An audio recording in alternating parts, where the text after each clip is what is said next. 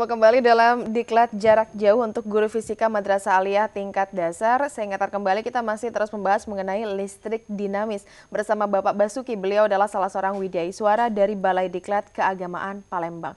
Tadi terakhir kita membahas mengenai susunan seri komponen listrik. Ya. Masih ada lanjutannya? Masih. Baik, bagaimana nih Pak? Para pemirsa televisi edukasi khususnya peserta Diklat Jarak Jauh untuk mata pelajaran fisika MA tingkat dasar. Tadi kita telah membahas tentang susunan seri komponen-komponen listrik, di mana kelemahannya itu yang pertama kalau satu komponen listrik itu rusak maka semuanya akan padam. Yang berikutnya itu kalau kita lihat di gambar berikut ini adalah susunan seri lanjutannya, di mana beda potensial di antara kedua hambatan ini tidaklah sama.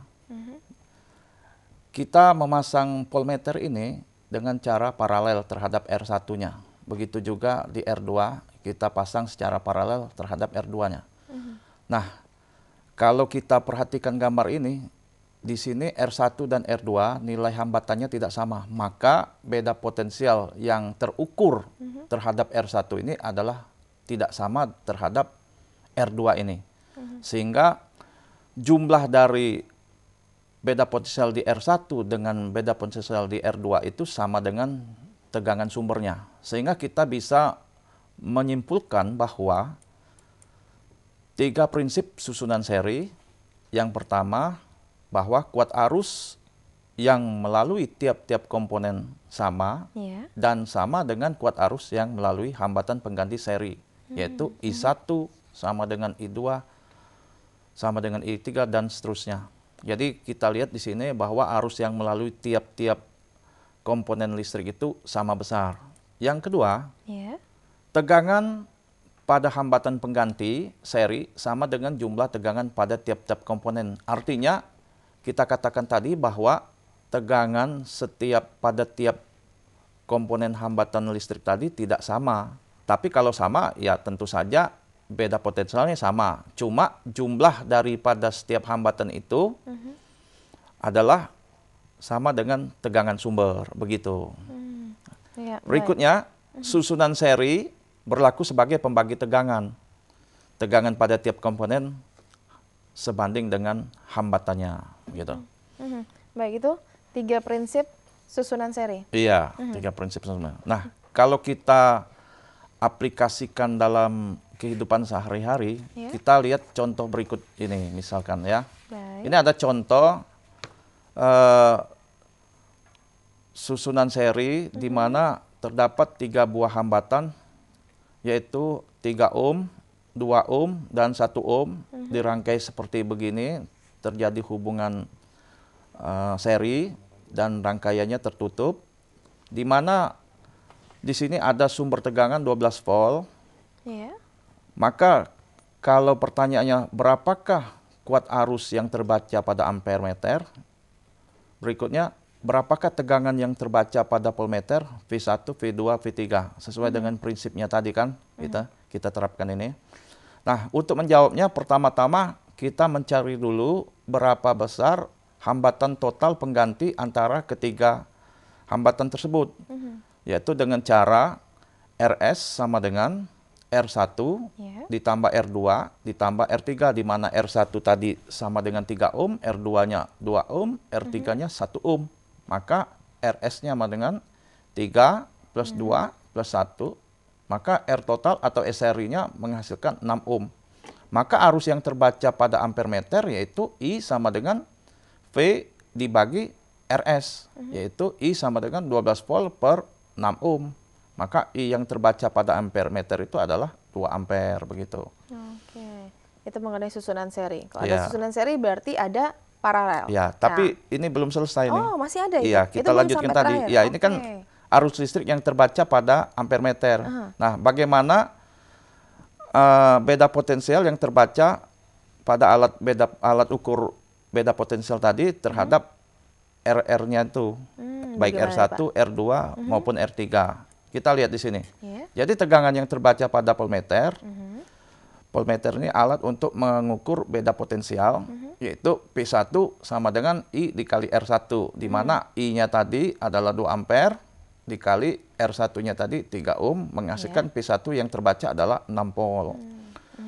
V2 itu sama dengan I dikali R2, maka V2 sama dengan 2 ampere dikalikan dengan 2 ohm, maka V2 menjadi 4 volt. Sedangkan V3 sama dengan I dikali R3, maka V3 sama dengan 2 ampere dikali 1 ohm, maka V3 menghasilkan 2 volt. Nah, ketiga yang terbaca di dalam voltmeter ini kalau kita jumlahkan, P1 tadi 6 volt ditambah P2 tadi 4 volt ditambah P3 tadi 2 volt menghasilkan 12 volt. Nah, ini. Jadi tegangan yang terbaca pada voltmeter itu kalau dijumlahkan sama dengan tegangan sumbernya, begitu. Oke, ya itu sudah sampai selesai di jawaban. Baik, kalau tadi susunan seri sudah berarti ini ya. Nah, sekarang ini susunan paralel komponen listrik. Bagaimana penjelasannya, Pak? Para pemirsa televisi edukasi, khususnya para peserta diklat jarak jauh untuk guru MA tingkat dasar, di dalam modul diklat jarak jauh juga membahas tentang susunan paralel komponen listrik. Tentunya susunan paralel komponen listrik itu berbeda dengan susunan seri pada komponen-komponen listrik. Dalam kehidupan sehari-hari kita ketahui bahwa di rumah kita itu, baik di gedung ataupun di rumah lah begitu, semuanya disusun secara paralel. Nah, kalau kita perhatikan gambar ini susunan paralel ini, itu misalkan ini ada sumber tegangan karena kita berbicara tentang arus DC, arus searah. Jadi saya kasih contoh semuanya arus searah. Kita perhatikan gambar ini adalah sumber tegangannya berupa baterai. Baterai ini memiliki energi untuk mensuplai kuat arus terhadap kedua lampu ini. Nah, di titik A ini ada titik percabangan sesuai dengan hukum 1 Kirchhoff tadi, bahwa jumlah arus yang masuk titik cabang A itu I, maka jumlah arus yang keluar arus yang keluar dari titik cabang A itu adalah I1 dan I2 begitu. Nah, kita perhatikan kembali bahwa I1 ini adalah arus yang keluar dari cabang A mengaliri lampu R1 ini, lalu kembali ke cabang B. Begitu juga I2. I2 itu melalui lampu L2 kembali ke cabang B. Nah, antara I1 dan I2 itu tidaklah sama besar arus yang melaluinya, tergantung dari berapa besar hambatan yang ada di tiap lampu ini. Kalau hambatannya sama, maka arus yang mengalir juga sama. Tetapi di dalam rumah tangga kita tidak mungkin semuanya tuh memiliki hambatan yang sama. Nah, coba perbedaannya terhadap susunan seri tadi. Kalau susunan paralel ini, beda potensial komponen-komponen listrik ini sama dengan sumber. Kalau sumbernya 12 volt, maka di sini di lampu L2 dan L1 ini juga 12 volt. Itu yang membedakan antara seri dan paralel tadi. Itu mengenai susunan paralel komponen listrik. Iya. Lalu adakah prinsip-prinsip dari komponen susunan paralel ini yang harus kita ketahui?